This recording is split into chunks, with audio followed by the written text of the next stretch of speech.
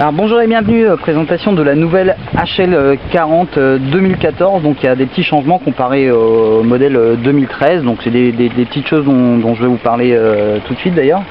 Donc voilà, pas de changement au niveau de la tête, donc on est toujours sur la fameuse tête de la HL40 avec l'espèce de bulbe zoom qui va permettre voilà, de concentrer son éclairage, d'avoir un éclairage très large. C'est vraiment la particularité de la HL40.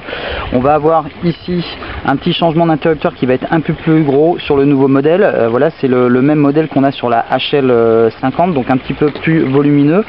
Gros changement au niveau du porte-batterie, donc déjà au niveau du look. On peut voir, on est toujours sur de l'aluminium avec un look un petit peu différent. Par contre, un système qui est bien sympathique, que je vais vous montrer tout de suite.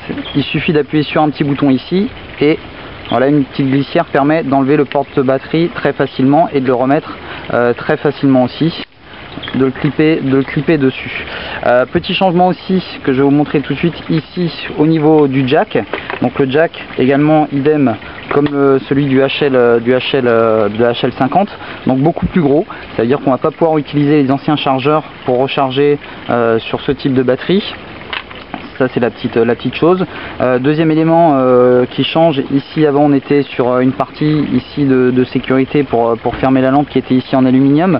Ici on est sur un plastique assez souple, assez costaud avec un pas de vis assez large, donc on peut y aller un petit peu comme un bourrin, on arrivera toujours à le visser, ça c'est pas mal finalement. HL40 ou HL20 toujours très pratique puisque voilà il suffit de dévisser ici pour sortir l'accu, ça veut dire qu'on peut changer son accu en gardant la lampe sur la tête.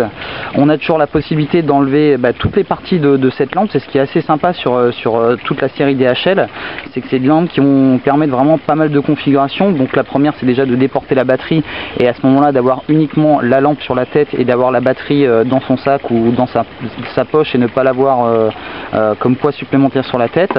L'interrupteur également, voilà, on va pouvoir simplement ici déclipper et puis pouvoir l'enlever, le mettre par exemple en position gaucher si on est gaucher.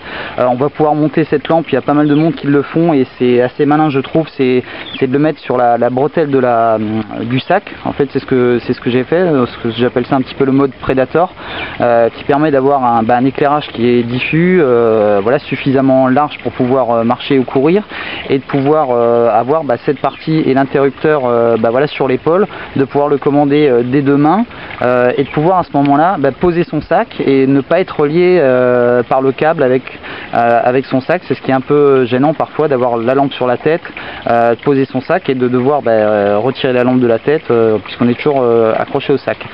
Petite chose dont je voulais vous parler aussi, que vous allez retrouver sur le site dans les accessoires ferrets, on n'y pense pas donc je vous en parle un petit peu. Déjà c'est les différents éléments qui existent, c'est-à-dire à savoir forcément le câble rallonge qui va me permettre de déporter la batterie dans le sac, qu'on va pouvoir relier si jamais si vous voulez faire un montage un peu plus long, on va pouvoir acheter 2-3 rallonges et pouvoir faire voilà, à ce moment là un truc un peu plus long. Je sais pas si vous faites 3 mètres de haut et que vous n'avez pas assez de câbles. Autre chose aussi possible, c'est d'enlever le porte-batterie et de le remplacer par un porte-batterie avec des piles traditionnelles. Ce qui permet de, voilà, si vous voyagez beaucoup, si vous avez besoin d'utiliser des piles, c'est possible d'utiliser cette lampe avec des piles. Forcément on va perdre en autonomie, mais voilà, ça peut être intéressant pour les gens qui voyagent beaucoup. D'autres éléments aussi existent, à savoir des batteries déportées qui sont beaucoup plus puissantes que celle-ci. Donc on a des batteries qui vont contenir plusieurs éléments en 18650 et là vous allez gagner vraiment en autonomie. Ça va être un gain de poids plus important, mais si vous êtes voilà, sur des treks qui sont assez longs et que vous voulez vraiment de l'autonomie, c'est une solution qui est envisageable. Donc voilà pour la nouvelle HL40 donc juillet 2014. Voilà, je vous remercie de m'avoir suivi. C'était Chris R. Jones pour HT-974.